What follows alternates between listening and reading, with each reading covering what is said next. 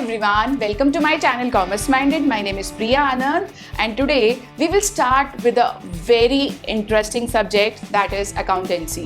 अब आप एक साल से सुन रहे हो क्लास 9 10 से ही कि ठीक है कॉमर्स लेना है एंड कॉमर्स में सबसे इंटरेस्टिंग एंड सबसे मेन सब्जेक्ट होता है अकाउंट्स. तो आज हम स्टार्ट करेंगे पहला चैप्टर अपना क्लास 11th अकाउंटेंसी का, that is accounting.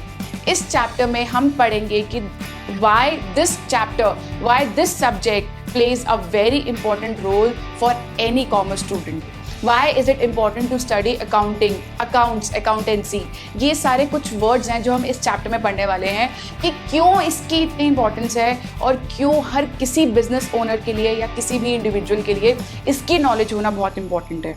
So let's get started with our first topic that is accounting. अब आपने सुना होगा कि ये वाली कंपनी प्रॉफिट कमा रही है, ये वाली कंपनी ने इतना ग्रो कर लिया, बाय गॉड 5 सालों में इसने 3-4 ब्रांचेस खोल ली हैं. और कभी कभी कुछ आपने ये भी सोचा होगा, अरे ये वाला स्टोर खुला था 3 महीने बाद खुला और बंद हो गया. तो हैव यू एवर थॉट कि क्या किस तरीके से उनको पता लगा होगा कि हाँ हमें दूसरी ब्रांच खोलनी चाहिए अब, या फिर अब किसी बिजनेस ओनर ने डिसाइड किया होगा कि ठीक है भाई मेरा बिजनेस नहीं चल रहा और मेरे को बंद करना पड़ेगा. किस बेसिस पे उन्होंने डिसाइड किया होगा? उनको पता लगा होगा कि उनकी कंपनी ने बहुत ज्यादा लॉसेस करे हैं. तो किस तरीके से पता करा होगा उन्होंने? कैसे उनको पता चला होगा कि उनकी कंपनी अच्छा नहीं परफॉर्म कर रही या फिर बहुत अच्छा परफॉर्म कर रही है? That is because of accounting. ये एक अकाउंटिंग ही है जो हर बिजनेस ओनर्स को बताता है whether the company is earning profit और incurring losses. On the basis of accounting, they decide whether to expand the business or to shut down the business. This is the importance of accounting. अगर accounting नहीं है किसी भी company की, then company का कुछ नहीं पता हमें. It is legal and it is mandatory to have this accounting information for every company. अभी आप गूगल पे जाके सर्च करोगे रिलायंस इंडिया लिमिटेड, उसकी आपको अकाउंटिंग इन्फॉर्मेशन मिल जाएगी. आप MRF टायर कंपनी की अकाउंटिंग ढूंढोगे, उसकी अकाउंटिंग मिल जाएगी. बट किस तरीके से अकाउंटिंग होती है वो मैं आपको आने वाले टाइम पे बताने वाली हूँ. So basically accounting is the process whereby a business owner is able to know whether the company is earning profit or losses. और उसको ये भी पता चलता है कि उसके resources कितने available है. अब resources क्या होता है? Resources means साधन, कि किस तरीके से कंपनी अपना काम कर सकती है, अपने profits earn कर सकती है. Obviously हर कोई बंदा बिजनेस करता है just to earn profit. और उस प्रॉफिट के लिए the company has various resources. जैसे कुछ मशीनरी होती है, कुछ लोग होते हैं. जैसे फॉर एग्जांपल एक टायर मैन्युफैक्चरिंग का मेरा बिजनेस है, तो मैन्युफैक्चर कैसे होंगे टायर? एक मशीनरी से. तो मशीनरी मेरी एक रिसोर्स है, ठीक है. और वो रिसोर्सेज मेरे को कहाँ से अवेलेबल हुए हैं और क्या रिजल्ट्स मेरे को अचीव करवा रही है, ये सारी इंफॉर्मेशन मुझे अकाउंटिंग से मिलती है. For example I have purchased 10 machinery to manufacture my tyres. अब मेरे को 10 मशीनरी की नहीं ज़रूरत, 5 में ही मेरा काम हो रहा है. हो सकता है मेरे को ऑर्डर्स इतने ज़्यादा नहीं मिल रहे, इतनी प्रोडक्शन नहीं हो रही है मेरी फैक्ट्री में. सो 5 मशीनरी मेरे लिए यूजफुल नहीं है. तो ये मुझे कहाँ से पता चलेगा? ये सारी इंफॉर्मेशन मेरे को मेरी अकाउंटिंग बताएगी. That is why it is known as the language of business. ये एक लैंग्वेज है बिजनेस की. किसी बिजनेस ओनर को कुछ पता हो ना हो, अगर वो अपनी अकाउंटिंग दिखा देगा तो वो एक लैंग्वेज की तरह, मीडियम ऑफ कम्युनिकेशन की तरह काम करेगी. That is why it is known as the language of business. ये बताती है कि हमारी कंपनी में कितने एसेट्स हैं. एसेट्स मतलब इसको डिटेल में मैं आपको नेक्स्ट चैप्टर में बताऊंगी, बट एज ऑफ नाउ ये सोच लो मशीनरी जो मैंने खरीदी वो मेरे लिए एक एसेट है. जो भी फ्यूचर में प्रॉफिट देने वाली है, जो मुझे कुछ रिटर्न मिलने वाला जिसकी वजह से, वो मेरे लिए एसेट है. कोई बिल्डिंग खरीदा, कोई वेयरहाउस खरीदा, कोई स्टोर खरीदा, नया स्टोर खरीदा, वो मेरे लिए एसेट है. लायबिलिटीज, किसी से उधारी ली है मैंने, तो उसका वो वाली चीज की इंफॉर्मेशन होगी. कैपिटल, फॉर एग्जांपल मुझे एक नया रेस्टोरेंट खोलना है, उसके लिए ऑब्वियसली कुछ इनिशियल अमाउंट की जरूरत पड़ेगी, 5 से 10 लाख. तो वो 5 से 10 लाख मेरा कैपिटल है. अभी मैंने सिर्फ आपको ऊपर से इंट्रोडक्शन दी है. इन टॉपिक्स को हम डिटेल में नेक्स्ट चैप्टर में पढ़ेंगे. But as of now you just need to know that accounting is also known as the language of business. Why? It is a medium of communication. It tells us whether the company is earning profit or incurring losses. It gives us the information about the resources available, how the available resources have been employed, and what are the results that we have achieved through the resources. अब लोग हैं, हमने अपनी company में employees appoint करे हैं, वो भी एक तरीके के रिसोर्सेज हैं. फॉर एग्जाम्पल रेस्टोरेंट में मैंने शेफ अपॉइंट करा है, वो भी मेरा एक रिसोर्स है. क्यों? क्योंकि शेफ का काम है खाना बनाना, और वो जितना अच्छा खाना बनाएगा उतने लोग आएंगे, उसकी वजह से मेरे को प्रॉफिट होएगा कंपनी में. So that is also the example of resource. तो अकाउंटिंग की वजह से कंपनी को सारी इंफॉर्मेशन मिलती है अपने बिजनेस से. और अगर आपको किसी भी कंपनी की अकाउंटिंग देखनी है, आप ऑनलाइन जाके देख सकते हो, तो आपको उससे पता चल जाएगा कि हमारी वो कंपनी ग्रो कर रही है या फिर लॉसेस ही इनकर कर रही है. और यहाँ पे अकाउंटिंग में वी हैव अ प्रोसेस. कैसा प्रोसेस? IMRCSIC. अब हम इसको डिटेल में पढ़ेंगे कि क्या क्या चीजें अकाउंटिंग रिकॉर्ड करती है एंड किस किस तरीके से वो रिकॉर्ड करती है. So let's get started with the first point, that is identification. We say identification of financial transactions और इवेंट्स. यहाँ पे मैंने जैसे बताया कि वो सारी बिजनेस रिलेटेड इंफॉर्मेशन बताती है, but that information should be measured in terms of money. For example, मेरे बॉस का नेचर बहुत खराब है, ही इज वेरी रूड, तो ये वाली इंफॉर्मेशन अकाउंटिंग नहीं रिकॉर्ड करेगा. हाँ, अगर मेरा किसी चीज का बिजनेस है, let's say I have my own restaurant. अब रेस्टोरेंट के लिए I have to buy onion, capsicum, जो भी मैं चाइनीज, अगर चाइनीज रेस्टोरेंट है, नूडल्स बाय करूंगी. So these are the things that I will be recording. Why? Because उसको परचेज करने पे मैं पैसे दे रही हूं, जो मुझे वो चीजें प्रोवाइड कर रहा है, रॉ मटेरियल प्रोवाइड कर रहा है. So these type of things will only be recorded in accounting. So, first of all, the first thing that accounting does is that it identifies all the financial transactions or events. जो money से related transactions हुई हैं within a year, वो सारी information accounting देगा.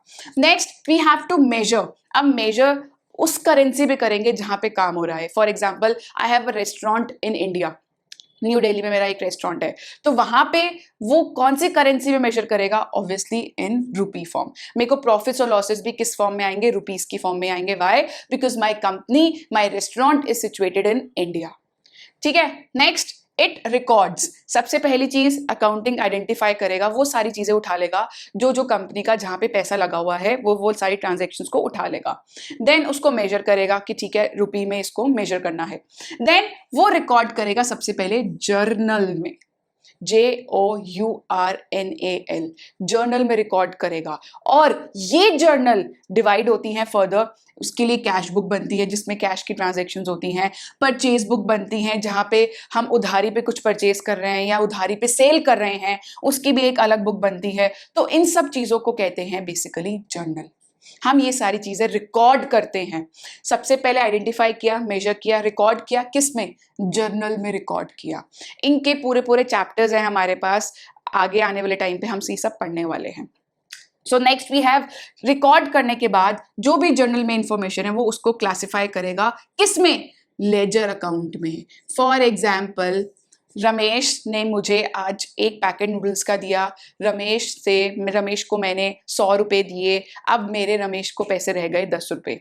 फिर next day Ramesh ने मुझे पैसे दिए, रमेश से मैंने टोमेटोज लिए, अनियंस लिए. फिर अब मैंने फिर से क्रेडिट पे उससे उधारी पे पैसा ले लिया और उसको मैंने 1 महीने बाद पैसा लिया. तो यहाँ पे रमेश बहुत बार आ रहा है. ठीक है. तो मैं जो ट्रांजैक्शंस रमेश से रिलेटेड हुई है, चाहे पैसा गया या पैसा आया है, वो सारी ट्रांजैक्शंस को मैं एक अकाउंट में इकट्ठी कर लूंगी. That account is known as ledger account. That account will be known as Ramesh account. सिर्फ एक रमेश का अकाउंट बन जाएगा, वो उसका लेजर अकाउंट होगा. जो भी पैसा आया है या गया है उसके इंफॉर्मेशन उसके लेजर अकाउंट से मिल जाएगी.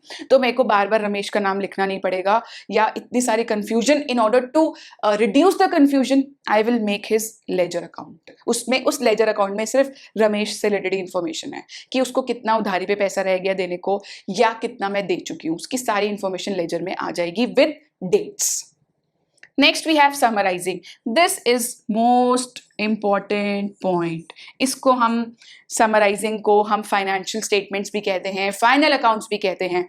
क्यों? हम यहाँ पे प्रिपेयर करते हैं trial balance, number 1 thing, trading and profit and loss account, profit and loss account से हमें पता चलता है कि whether our organisation is earning profit और लॉस, और कंपनीज के केस में हम statement of profit and loss account बनाते हैं।